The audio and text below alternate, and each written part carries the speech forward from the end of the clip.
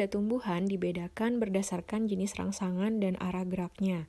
Jelaskan perbedaan kedua gerak tumbuhan tersebut berdasarkan rangsangan dan arah gerakannya.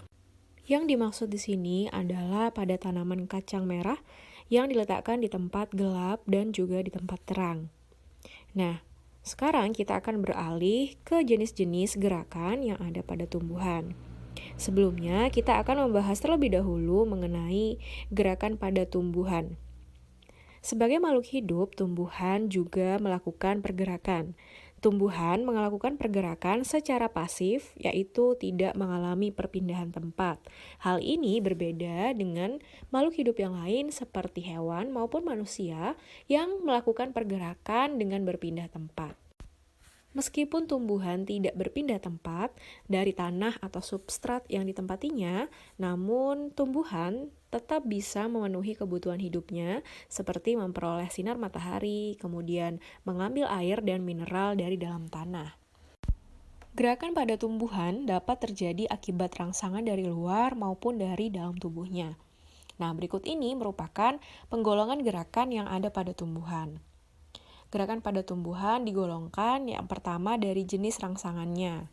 Rangsangan pada tumbuhan dapat berupa sinar matahari ataupun sentuhan, kemudian ada zat kimia, air, dan gaya gravitasi bumi. Nah, yang pertama ada sinar matahari. Sinar matahari merupakan salah satu jenis rangsangan yang dapat mempengaruhi pertumbuhan. Cahaya matahari ini dibutuhkan tumbuhan untuk melakukan fotosintesis. Tumbuhan akan cenderung tumbuh mengikuti sumber matahari, atau disebut juga dengan gerakan fototropisme. Selain itu, juga ada gerakan yang arahnya tidak dipengaruhi oleh sumber cahaya, atau disebut juga dengan fotonasti. Yang kedua, ada sentuhan. Sentuhan ini merupakan rangsangan yang berasal dari luar. Sentuhan ini dapat dilakukan oleh makhluk hidup lain atau benda-benda yang ada di sekitar tumbuhan. Selanjutnya ada zat kimia. Zat kimia ini merupakan rangsangan yang terjadi biasanya pada proses reproduksi. Contohnya pada saat sel sperma akan bergerak menuju ke sel telur. Selanjutnya ada air. Air ini merupakan komponen yang penting bagi tumbuhan untuk dapat terus bertumbuh. Biasanya bagian tubuh yang mengambil air adalah akar. Akar akan tumbuh memanjang mengikuti sumber air. Kemudian ada gaya gravitasi bumi. Gaya gravitasi bumi memungkinkan tumbuhan untuk tumbuh menuju ke bawah.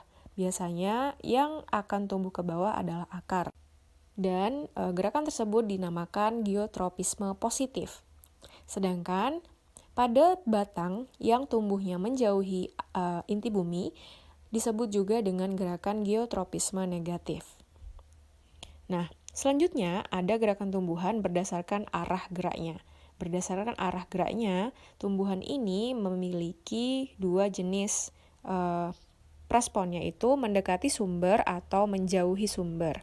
Di mana pada gerakan yang mendekati sumber disebut juga dengan gerakan yang positif, sedangkan gerakan yang menjauhi sumber adalah gerakan yang negatif.